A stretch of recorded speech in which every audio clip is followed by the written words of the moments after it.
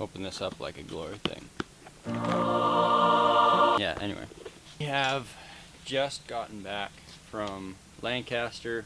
You know, I qualified with a 651, which wasn't how I'd hoped to qualify. And then I got matched up with Chris Perkins right off the bat. He shot a 131. I shot a 130. Knocked out. You know, it's a pretty tight game now, and really dropping 2 is well below where I need to be. So, kind of went and figured a couple things out on the practice range, as shooting a hinge is definitely new to me. So, now we're back. We have like a day off, and gonna get as much shooting in as I can. Day off before Vegas, and then after that we have like 2 weeks until Foley, shooting some 3D. So see if I can find my release. Overall, I mean, I didn't shoot amazing at Lancaster, didn't shoot terrible, but definitely need to work on the mental game, which I felt honestly like I dealt with the pressure the best that I ever have. Just didn't quite shoot as well as I needed to.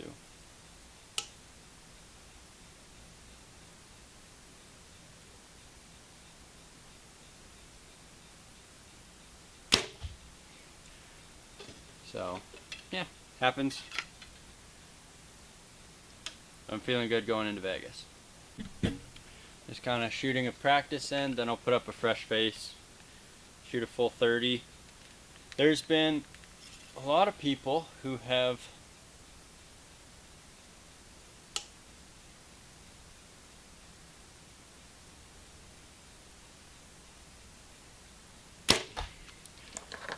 kind of asked me what is a good setup under pressure, and honestly, for everybody that's going to be a little different. For me, I have to run a setup with around 25 pounds of holding weight and more weight on the bars than I can quite handle. Like, I can shoot decent in practice with it, but I run a fairly heavy setup compared to, like, if I was just shooting practice rounds, I couldn't run this heavy of a setup. I just found that it works really well in competition. So that is first 3 arrows out of the bow since Lancaster. So now we're going to go to scoring. Shot the first 2, grabbed a couple clicks, shot the last one, donut, just like Krispy Kremes, you know, donut, yeah.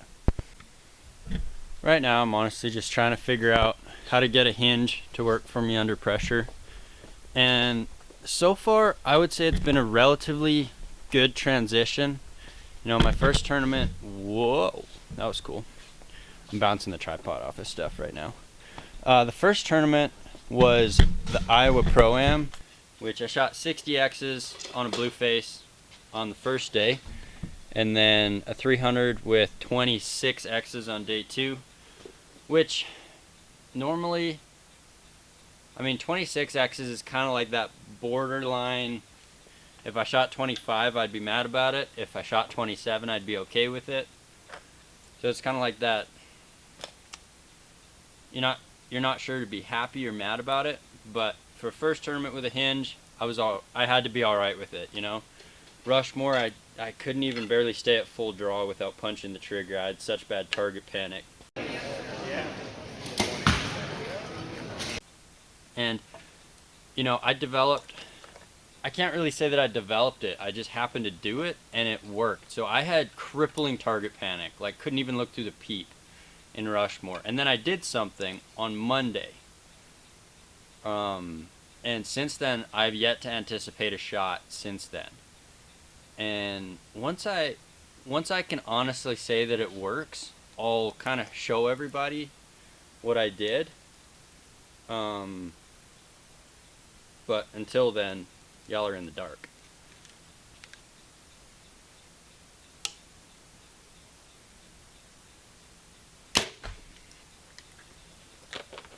That shouldn't have gone there.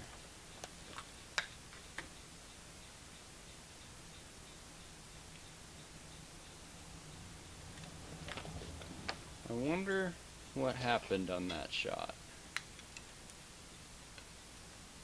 That shot broke in the middle, but it is way to the left.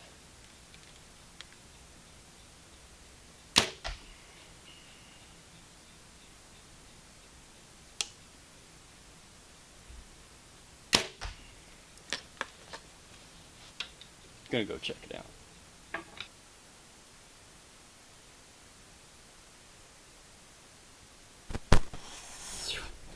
Came from right there, and it slid all the way over there.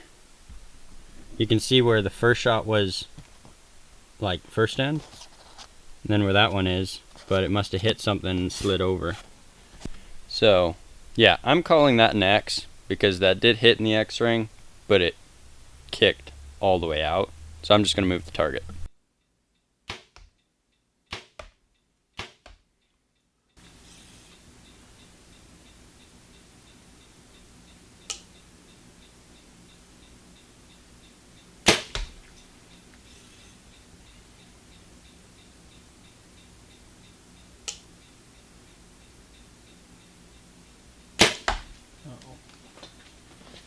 I did not like that last one.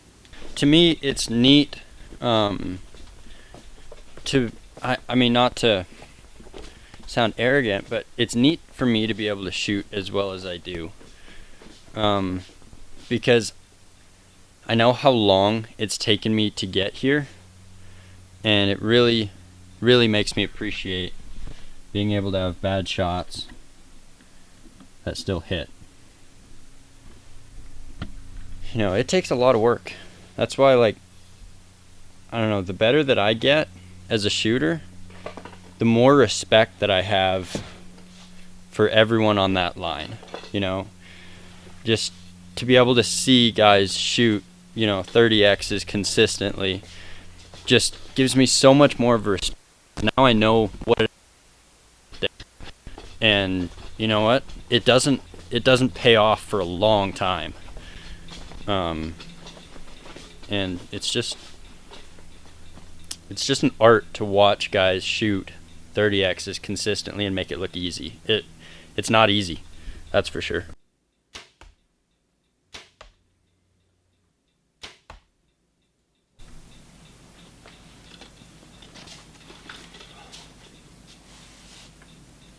Alright, end number 7.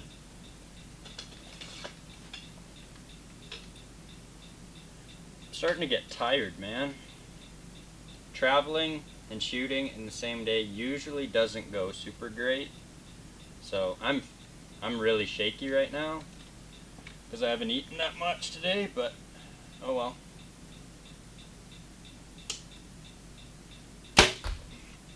That's the advantage of having a forgiving setup.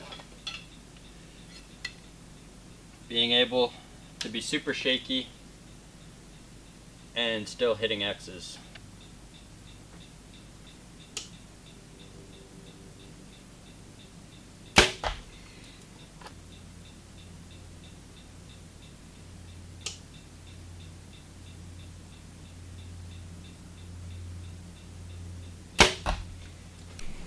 So, I mean, everybody sets up their bows a little different. I want a setup that, like, the sight picture moves slowly, but it's still a light enough setup that if it doesn't break in the middle, I can kind of English it back in, which is kind of, for me, that's like 21, 22 ounces on the front bar and around 17 or 18 on the back.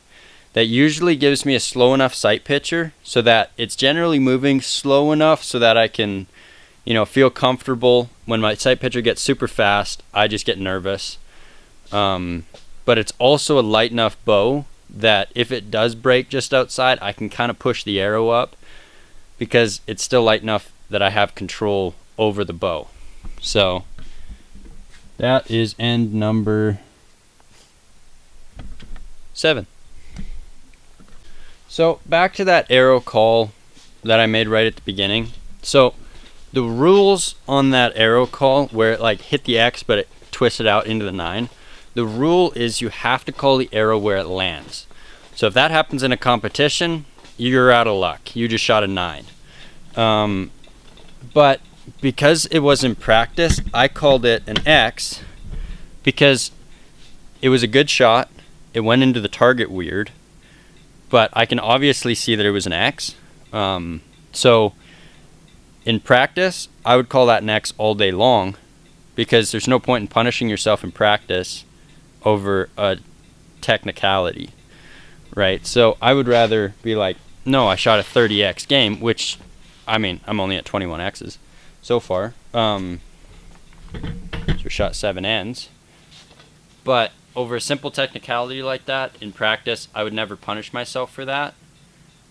In competition, it's going to be a really good looking 299.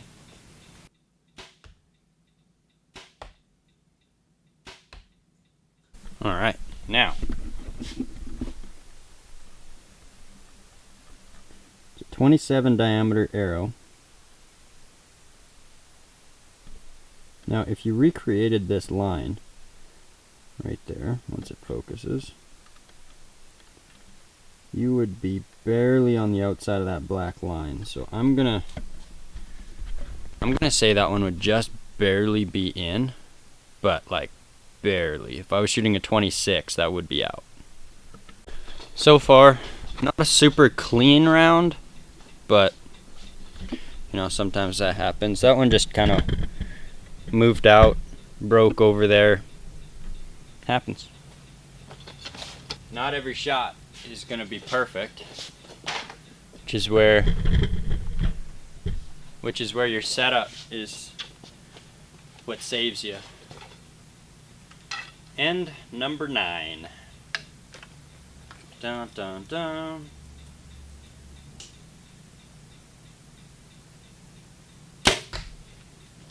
That's out.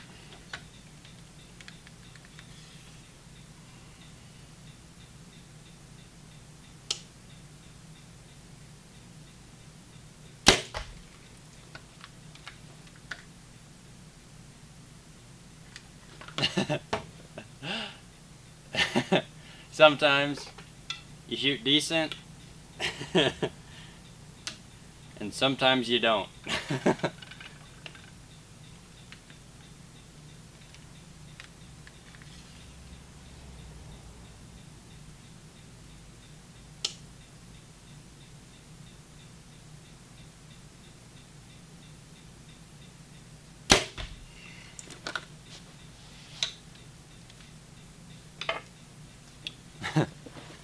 Well, I think I hit one.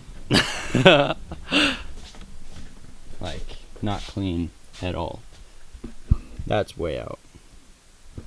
And that's way out. That one hit. And this is just how I shoot a hinge right now. When I'm holding really good, I can shoot really good with it. But I'm still getting used to, you know, kind of the stop and go with it, where the pin's not in the middle, stop rotating. And that's probably the hardest thing for me to mentally control when the pin is in the middle, to just kind of ease off when the pin makes it back and kind of settles, kind of go for it a little bit more. But that being said, I feel like I'm being really consistent with it, and I think that's once I get my shot timing more and more consistent, I think I'll be able to shoot better and better with it.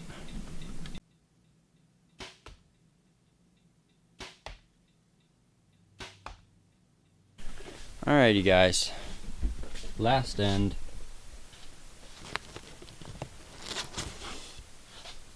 .28X round. So, other than that little bit of a glitch where just couldn't get them to break right, 28 X's. Not super happy with it, but you know what? I'm tired. It's practice. I feel like I need to go to sleep, and I'm gonna go get some food. So, thanks for watching. Just remember to like, subscribe.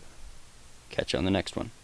There's a guy named Joshua Waga from the Philippines. He said that he wanted a shout out. So, there's your shout out, Joshua. Have a good day, dude.